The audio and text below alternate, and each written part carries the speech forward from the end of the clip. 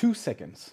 That's the recommended loading time for an e-commerce website these days to reduce the amount of visitors bouncing just because of a slow speed.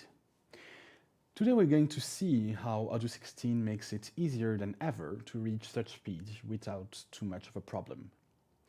Welcome to this talk about fragment caching in Odoo.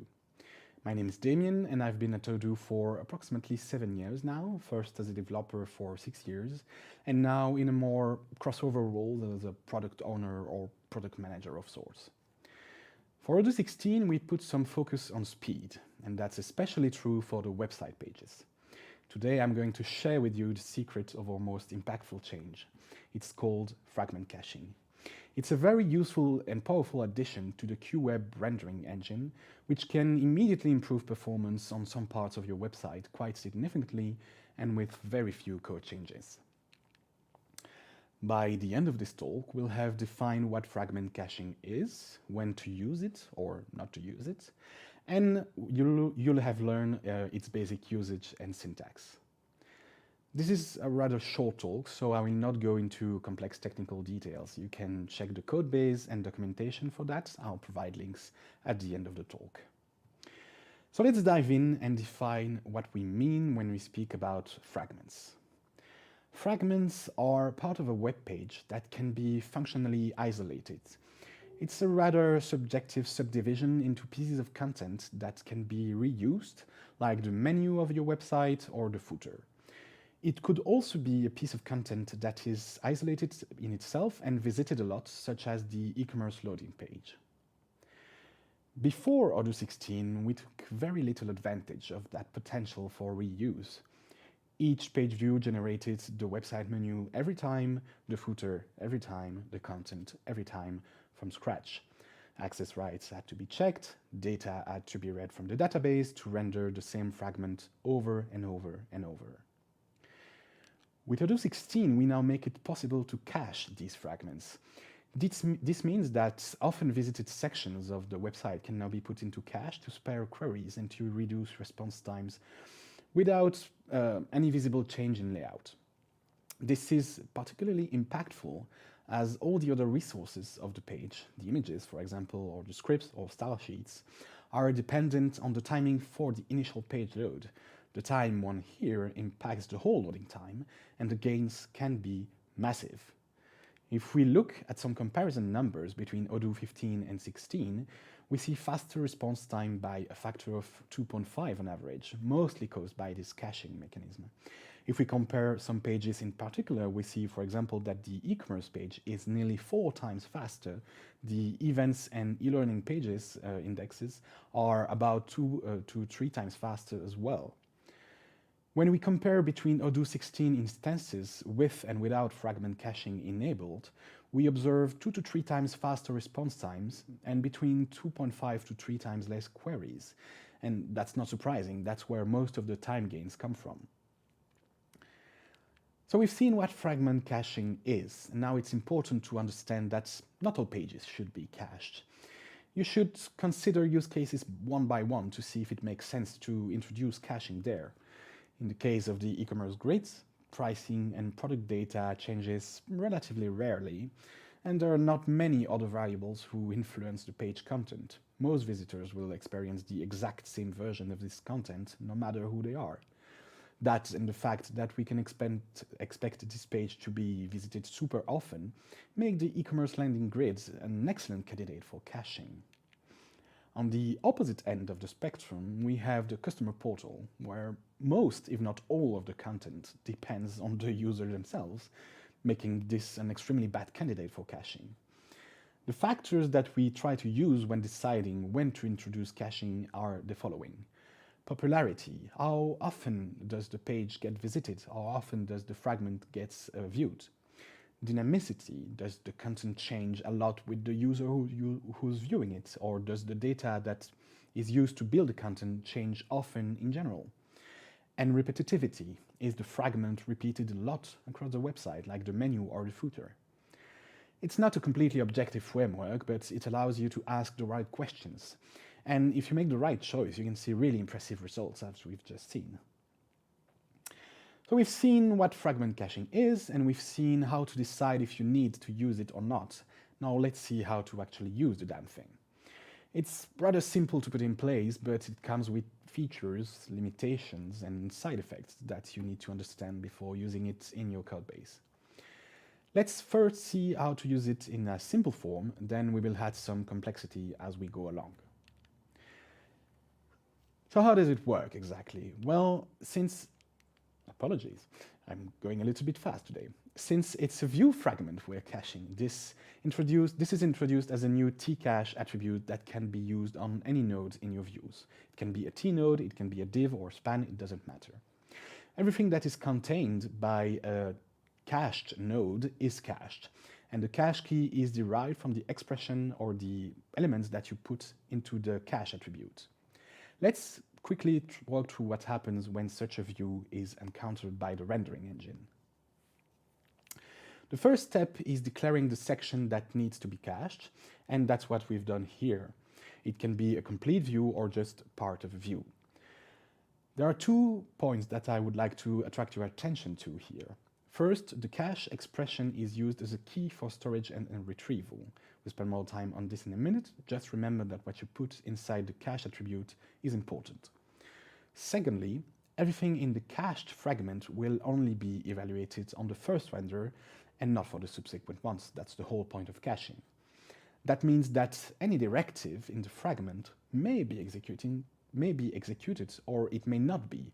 You need to be extra careful about tcalls and tset directives in particular. In this case, we have signaled caching mechanism that the key used to store the value in the cache depends on the price list and product variables that are provided by the controller. When the rendering engine encounters this attribute, the first step it will take is to evaluate this key expression. The key expression is derived from the underlying template, the website, the language, several other attributes, and also the attributes that you set in the directive. We have some syntactic sugars here to help you, and some values will be parsed in a special way. More on that in a minute. In this case, we'll just go with the flow and see that we've provided records as the expression. In that case, the cache key will be based on their IDs and their write dates. Once the key has been evaluated, we will go look for it in the cache, and a cache lookup occurs. In the case of a cold cache, of course, it will miss because the view is not yet in cache and needs to be rendered. So we do render the view fragment with the complete evaluation context we have at that point. So any tset done in a parent template or outside the cache part will be available when rendering. Once the fragment is rendered, we store it in the cache with the previously computed key, and we complete the web request normally. Future requests will meet a hot cache. A hot cache will do the same principle, but the cache lookup will be a hit, and therefore the cache value is read and returned as is. No rendering takes place. Again, this means that none of the directives present in the cache section will get evaluated. A tset variable set in there will no longer be available outside of the cache scope, simply because it was never computed in the first place. Let's take a minute here to talk a little bit more about the key expression. It's really the cornerstone of the caching policy, as it defines both the caching strategy and the invalidation strategy. Since the cache is a LRU stack, where the least recently used entry is discarded when space is needed, that means that as soon as a key is no longer reachable or computable, for example, because the records have been written on and the write date has been updated, then all cache values will be evicted from the cache automatically, simply because they are no longer used. The key expression is made up of a list of elements, which will be evaluated to determine a unique key for the cache value. You can use any variable available in the rendering context, and you can have as many expressions in the attribute as you like. They will be combined together with additional data extracted automatically by the rendering engine, such as the template name, website, and language of the user, for example. Let's go through the different kinds of values that you can use in this key expression. You can use a generic Python statement. Here we will get a different cache key each day at midnight, for example. It's a rather stupid example, but I could not find anything more meaningful than that. What you will do most of the time is provide a record or record set as key. That's honestly what you will do the most often. In that case, the IDs of the records and their date of last update, the write date, will be used to evaluate the key. That means that any change on any of the records in that set will automatically invalidate the existing cache value and force a new rendering. You can use basically any context variable that is computed outside of the cache fragment as well in a key expression in case you need more complex logic or you just want to have more meaningful variable names, for example. You can use conditionals, and if you use conditionals and the key evaluates to a falsy value, the content will be rendered every time. That means that if in this case the t cache value is none, we will not go look in the cache for something, we will just render whatever is in there. Note, as I said before, that the language of the user, the website, the template name are included in the cache key behind the scene. There's no need to include them yourself. So we've seen how to cache content. Now let's do something a little bit more fun and let's see how we can mix cache content with dynamic content. Sometimes a fragment is mostly static, but contains one piece of dynamic content. For example, the website menu itself is mostly static, except small sections like the cart counter of the e-commerce page, of the e-commerce module, or the user menu section, which is dynamic because it contains the name of the currently logged in user. In this case, in the case of this example, I've used a simple block page counter. You could rewrite the whole view section to take into account the fact that this part is dynamic and this part is cached, but it would lead to an awkward structure and it would make code that is difficult to understand and maintain. Instead, you can use the new t-no-cache directive to mix cached and dynamic content. Simply enclose the dynamic content inside your cache view in the t-no-cache directive. The t-no-cache expression itself isn't important, unlike the t-cache version. We usually advise you to use it as a self-documenting attribute, for example, to explain why this part needs to be dynamic. What's very important to remember is that the t-no-cache directive is rendered completely outside the normal rendering context. Only the variables passed by the controller are available at this point. In this example, everything is fine. I'm reading the page views variable directly from the blog record, which was fed in the evaluation context at the controller level. But here, on the other hand, I'm using a variable that I set earlier in the template. This will not work, and even worse than that, it will fail silently. So when using that no-cache to insert dynamic content into cache view, make sure to be extremely careful about how you use it, as it can introduce silent bugs. We've seen when to use caching, we've seen how to use it. Now let's finish things off with some key peculiarities of this cache that you should take into account when using it. You need to remember that caching is always a trade-off between complexity and speed, and that it comes with a cost. In fact, it comes with multiple costs. It has a cost in terms of queries. The cache will send queries to the database, if only to resolve the key expression, for example, to check the IDs and write dates of records. So if your web page is only accessing simple data, caching may not be a good idea at all. There is a cost in terms of development time and complexity. You need to think about your cache key, the invalidation, the corner cases, how to introduce dynamic content in your cache page if you need to, and that's rather complex to think about. And finally, there is a cost in maintenance. Caching bugs can be super annoying to diagnose, given that they depend on the state of the system, unlike most bugs in Odoo. So that means that as soon as you try to reproduce the system, or as soon as you restart the server, your bug may be gone by then, and you will have difficulties reproducing it. On that note, on the topic of bugs, if you ever need to debug a cache view, we've included a new debug mode which allows you to easily disable or enable the caching mechanism on a per request basis. This can also be used, by the way, for benchmarking, which is what I did for most of the numbers I've spoken about in this presentation. So there you have it. In the space of 15 minutes, we've defined what fragment caching is, when to use it or not, and we've seen how you can use it in Odoo 16.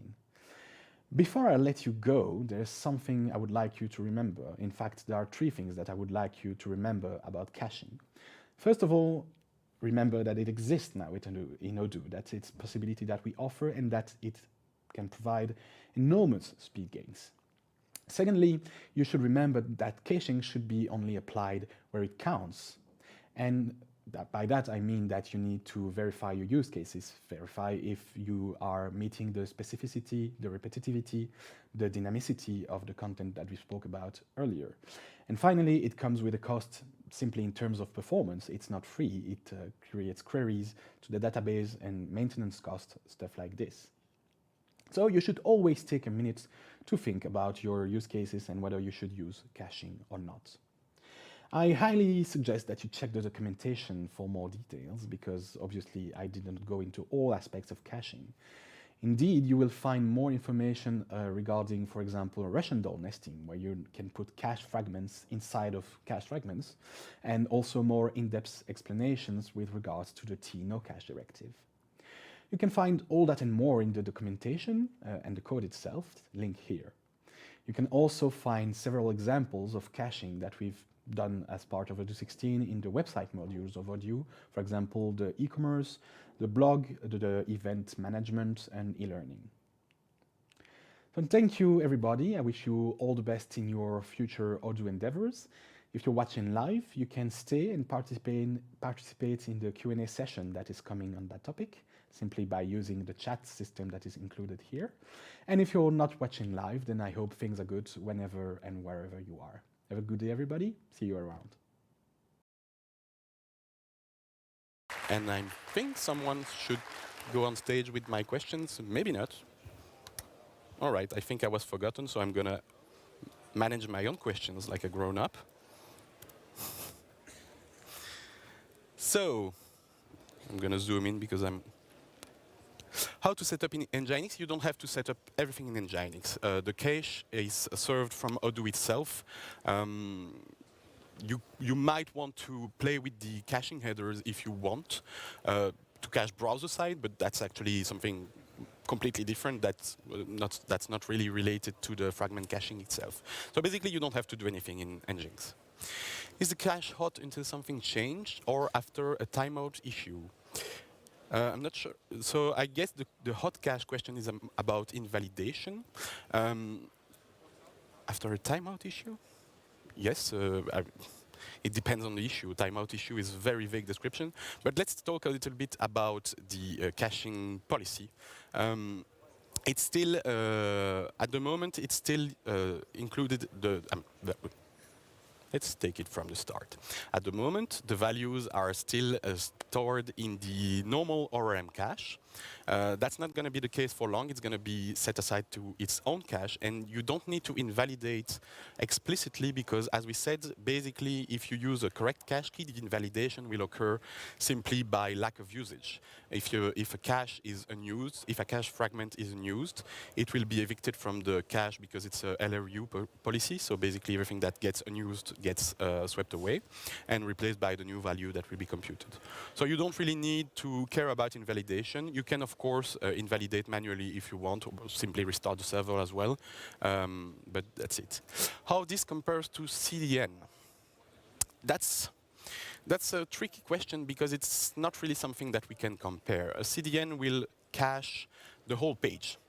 So basically, it means indeed that for some users, a lot of requests will never reach the servers. But if they do, the caching that we've introduced here allows the worker to do less work because they don't have to re-render the footer, the header, whatever part of the page is being requested. So I'd say that they work in conjunction to reduce the load on the server in whatever way they can, but I don't think it's something that you should necessarily compare. Where is the cache stored? Not in a database. No, it's not in the database. It's in memory per worker. So that means that if you have a really big deployment with, let's say, 30 parallel workers, the cache is not shared. So each worker will have to render the page at least once to have it in its cache. We did toy a little bit with the idea of having a shared memory between workers.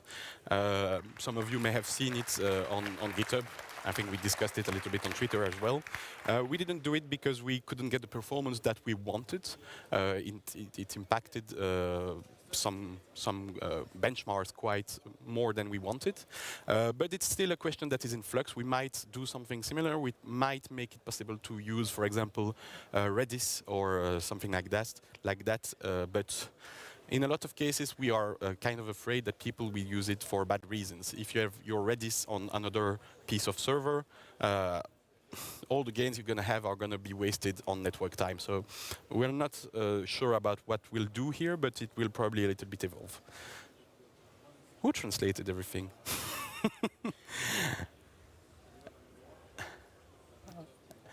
Oh, wow, les travailleurs are workers. So I've replied this just now. I've replied how is the cache invalidated. You cannot set up, you cannot tune the caching parameters.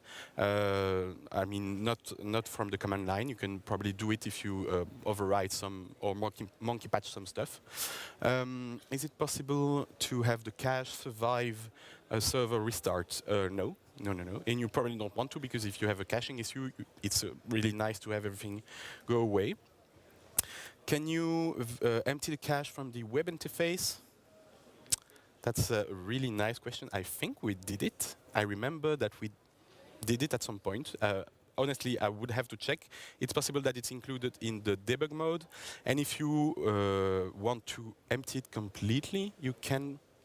Yeah, I'm not sure. So, not sure about that one.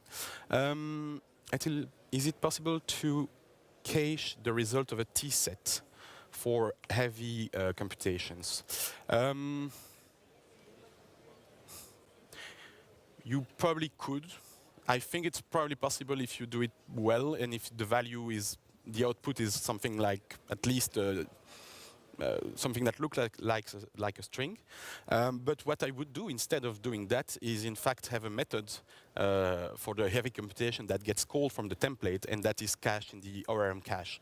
That's probably way more clear than trying to use that for this. The key is it required for the no cache attribute. Yes, so but it can be empty, but you still have to put something. Is the no cache key needs to be unique? No, it doesn't. We don't really care about what's in there. Can you show a concrete example of the usage of the caching? It's everywhere in all the standard web modules of Odoo, so website event, e-commerce, the blog, quite a few of those. If you just search for that, you will find it. For example, in the e-commerce example, we took the whole grid and not each card because we tried a little bit some benchmarks and we saw rather that the grid was more effective. I suggest that if you want to use it, you should do the same. For QA reports, no, that's not going to work. And how to benchmark these gains? Usually what Fabien used, for example, AB, which is a Apache benchmark, is fine. You can probably find a lot of other tools. I don't have a specific tool to recommend. So that's it, I think. And I see that we're out of time. Everybody is going to finish. So let's stop there for now. And well, I'll see you, everybody, tonight and tomorrow for a little bit more party and a lot more conference. Thank you very much.